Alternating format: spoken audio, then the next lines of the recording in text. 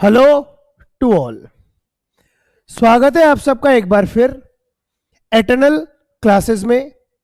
क्या पढ़ रहे हैं बेटा अपन? We are studying class 10th economics chapter number 4 globalisation and Indian economy. हमने प्रीवियस क्लास के अंदर जो लास्ट टॉपिक डिस्कस किया था वो हमने डिस्कस किया था कि ग्लोबलाइजेशन का इंडियन मार्केट पे क्या इंपैक्ट रहा। कौन सा टॉपिक हमने डिस्कस किया था बेटा? कि ग्लोबलाइजेशन का इंडियन मार्केट के ऊपर क्या इंपैक्ट रहा वो हमने प्रीवियस क्लास के अंदर डिस्कस कर लिया था। वहां तक हमारे टॉपिक्स जो थे वो कंप्लीट हो चुके थे। आज का हमारा जो टॉपिक है वो किस चीज से रिलेटेड है? कि the struggles for a fair globalisation.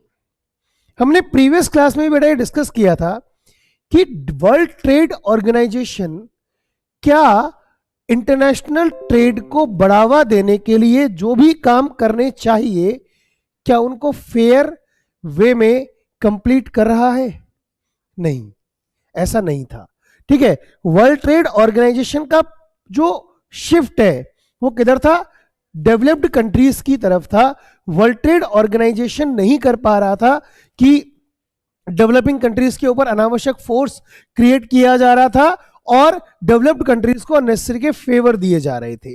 अब क्वेश्चन ये आता है कि कैसे, इन सब चीजों का समाधान क्या है? What is the solution for all these things? हम कैसे एक फेयर ग्लोबलाइजेशन को वर्ल्ड में इंपोज कर सकते हैं? How the fair globalization can be started? तो उसके लिए क्या क्या काम किए जा सकते हैं, चलिए उनके ऊपर हम हमारा फोकस शिफ्ट करते हैं। सो क्या लिखा है कि because not every one has benefited from globalization. हमने देखा ना, ग्लोबलाइजेशन से सबको बेनिफिट नहीं हुआ है। कुछ ऐसे इंडस्ट्रियलिस्ट भी थे जिनको कि हम स्मॉल प्रोड्यूसर्स कहते हैं, वो गायब भी हो गए। कुछ ऐसे वर्कर्स भी थे जिनको ग्लोबलाइजेशन की वजह से बहुत हैवी लॉसेस क्या करने पड़े थे, बियर करने पड़े थे। उनका एम्प्लॉयमेंट अपॉर्चुनिटीज बिल्कुल खत्म हो गई थी। ये हमने डिस्कस कर लिया था। आगे बात करते हैं कि people with education, skill and wealth, ऐसे लोग जो एजुकेटेड थे, जिनके पास पैसा था, जो स्किल्ड थे, उनको फायदा मिला ग्लोबलाइजेशन, क्योंकि टेक्नोलॉजी से फैमिलियर थे, पैसा था, इंडस्ट्रीज में अपने आप को एब्जॉर्ब कर पाए। मतलब जो अब जो नई टेक्नोलॉजी अपग्रेड करनी है तो स्मॉल प्रोड्यूसर्स क्या नहीं कर पा रहे थे, वो उनके लिए पॉसिबल नहीं था। लेकिन बिग प्रोड्यूसर्स, वेल्थी प्रोड्यूसर्स, उनके लिए ये चीज ईजी थी। Wealth have made the best use of the new opportunities. उनको तो एक अच्छी अपॉर्चुनिटी मिल गई, लेकिन क्या सबको मिल पाई? नहीं। Fair globalization would create opportunities for all and also ensure that the benefits of globalization are shared better। हम ग्लोबलाइजेशन वाले प्रोसेस को फेयर ग्लोबलाइजेशन की कैटेगरी में कब कह सकते हैं बेटा? ध्यान देना कि हम ग्लोबलाइजेशन वाले पॉइंट को फेयर ग्लोबलाइजेशन कब कहेंगे? जब देखो अभी तक केवल वेल्दी लोगों को अपॉर्चुनिटी मिल रही है, वही बढ़ पा रहे हैं, स्किल्ड बढ़ पा रहे हैं, एजुकेटेड बढ़ पा रहे हैं। लेकिन ग्लोबलाइजेशन, फेयर ग्लोबलाइजेशन तब कहलाएगा जब इसका बेनिफिट सबको इक्वली मिलेगा। हर व्यक्ति को इक्वल अपॉर्चुनिटी मिलेगी, हर व्यक्ति को इससे ग्रोथ मिलेगी। मतलब ग्लोबलाइजेशन की वजह से किसी के ऊपर भी जब नेगेटिव इंपैक्ट नहीं होगा ना, तब वो फेयर ग्लोबलाइजेशन कहलाएगा। क्लियर है यहां तक?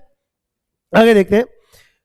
ठीक है, ये यहां तक हो गया। अब कैसे आएगा? तो इसके लिए देखो गवर्नमेंट के प्रयास भी चाहिए और जनता के खुद के प्रयास भी चाहिए।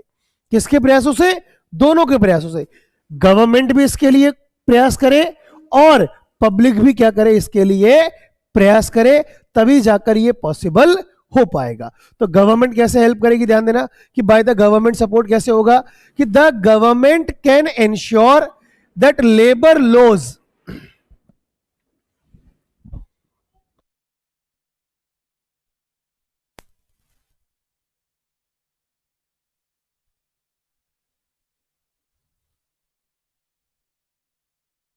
ओके तो हम क्या बात कर रहे थे बेटा कि the government can ensure that labour laws are properly implemented. मतलब अलग अलग गवर्नमेंट में जो लेबर लॉज बने हुए हैं वो जो श्रम के लिए, मतलब जब को लोगों को जो एक मिनिमम वेज जो मिलना चाहिए वो सबको एक्चुअल में मिले। इस चीज का अश्योरेंस गवर्नमेंट करे and the workers get their rights, और वर्कर्स को उनके अधिकार मिल पाए, तभी जाकर ये पॉसिबल हो पाएगा. It can support small producers to improve their performance till the time they become strong enough to compete. Government को स्मॉल प्रोड्यूसर को सपोर्ट करना होगा कि जब तक वो इस इंटरनेशनल कंपटीशन के में कॉम्पीट करने लायक नहीं हो जाए तब तक उनकी हेल्प की जाए, ताकि वो लोग अपने आप को सर्वाइव कर सके, जिंदा कर सके, उनको अपना बिजनेस बंद करके गायब ना होना पड़े. तीसरा, गवर्नमेंट क्या कर सकती है कि the government can use trade and investment barriers. हमने पढ़ा था गवर्नमेंट इन्वेस्टमेंट बैरियर्स लगाती है, ट्रेड बैरियर्स लगाती है, और वो इनके सपोर्ट के लिए भी लगाती है, तो गवर्नमेंट उनको यूज करे. It can negotiate at the world trade organization for fair rules. Government WTO को प्रेशराइज करे कि भैया अपने नियमों को फेयर करो, वरना हम आपके नियम नहीं मानेंगे. तो मतलब हर तरह से गवर्नमेंट को भी आगे आना पड़ेगा. तो ये तो गवर्नमेंट की तरफ से होने वाले इनिशिएटिव्स हो गए. तो क्या केवल गवर्नमेंट से काम चल जाएगा? नहीं, गवर्नमेंट के अलावा और कौन है, ध्यान देना. पब्लिक. पब्लिक क्या कर सकती है?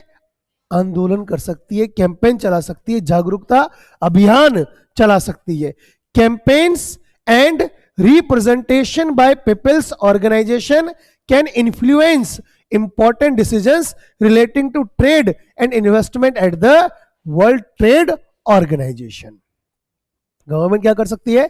वर्ल्ड ट्रेड ऑर्गेनाइजेशन के अंदर मतलब किस तरह से WTO के क्या रूल्स हैं उसके बारे में लोगों को अवेयर करना, उनके बारे में जनता को बताना, कैंपेन चलाना, ये सारे काम भी पब्लिक खुद से भी कर सकती है. This had demonstrated that people also can play an important role in the struggle for fair globalisation.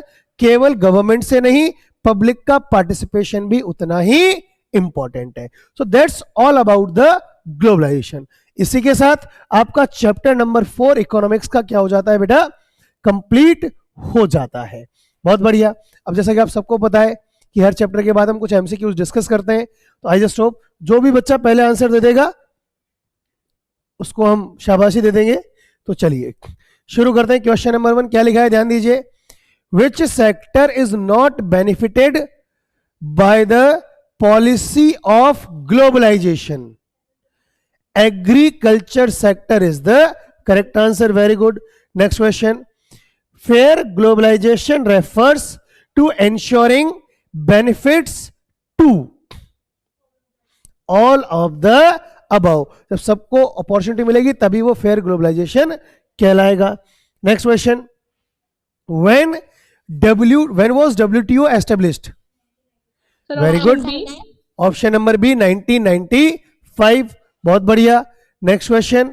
Which has played a big role in spreading globalization? Sir option C. A and B both. Option number C. बहुत बढ़िया, very good. चलिए next question. Which of the following factor has not facilitated globalization? Sir option D. Option D. D. Nationalization of banks. Very good. Next. Globalization so far has been more in favor of? Sir option A. Option number A, developed countries. Very good. Next question. A company that operates in more than one countries is called a? Sir multinational. Multinational. Very good. Next question. Which of the following contributes to globalization? Sir external trade. External trade. Very good. बहुत बढ़िया. Next question.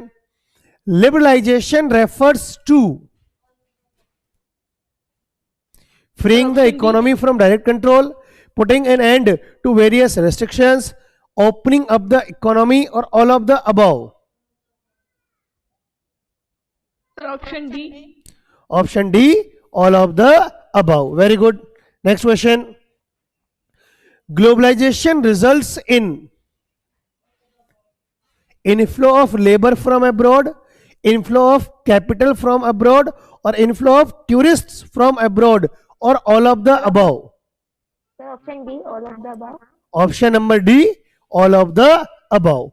Next question. WTO is supposed to allow free trade for all. Very good. Next question. In India, the first plant set up by Ford Motors was established in Sir, Chennai. Chennai. Very good. Next question की बात करते हैं अपन. Cargill foods an American MNC had bought smaller Indian companies such as Sir, Parag Foods. Option Parag Foods. Very good. Next question. World Trade Organization is the organization whose aims is to liberalize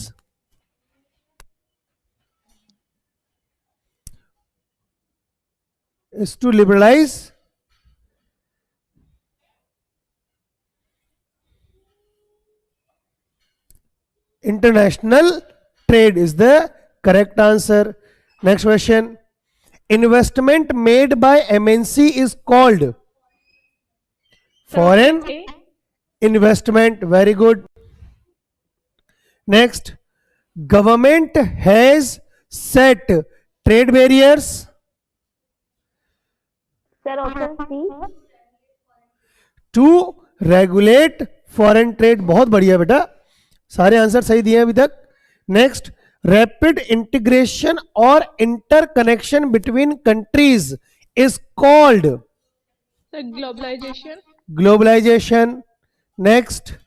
what is the benefit of container used in transportation of goods? Sir, all of them. All of them. Very good. Next. What is the basic function of foreign trade? Sir, option B. Option A, connects market of two countries only, creates opportunity for only the buyers to approach foreign goods, connects market of different countries, और foreign trade connects developed countries only. क्या होगा? Sir, option B.